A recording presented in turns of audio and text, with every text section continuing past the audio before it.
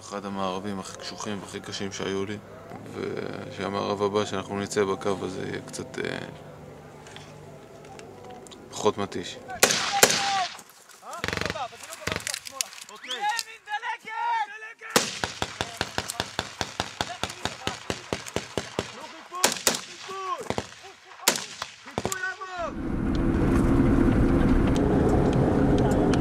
מה אתה מפחד? תגיד לי. לא, הקטע שאם אתה מפחד למות?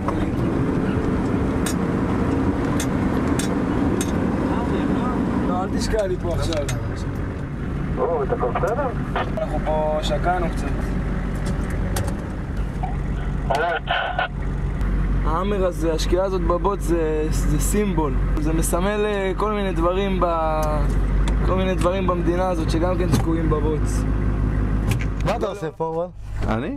לא יודע. זה הכי חשוב. אם הייתי יודע מה אני עושה פה זה היה טוב. יפה. אני לא יודע מה אני עושה. אני אתמול במערב, יושב במערב על הגדר שם. שוכבים, נשקים, צלב על, אתה יודע.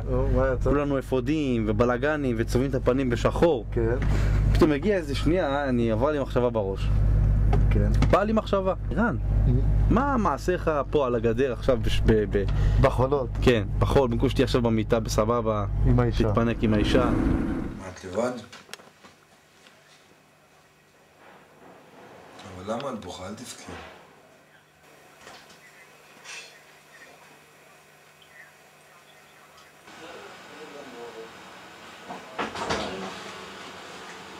איזה 18 הרוגים יש.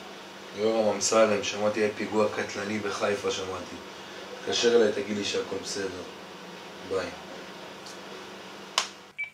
לי קליטה, איזה קריזה. מי שצריך לצלם באמת זה את האנשים בבית. מי שסובל באמת זה אנשים.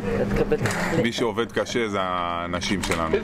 אנחנו מערב אחד, יותר, פחות, זה כלום לעומת מה שהם. גם דואגות לנו, גם מטפלות בילדים, גם הולכות לעבוד. זה לא קל. זה החוזק שלנו, זה האישה בבית. את הערב בבריכה אני מבקש תמחוק. שלא יראו בבית. מה זה מילואים בריכה?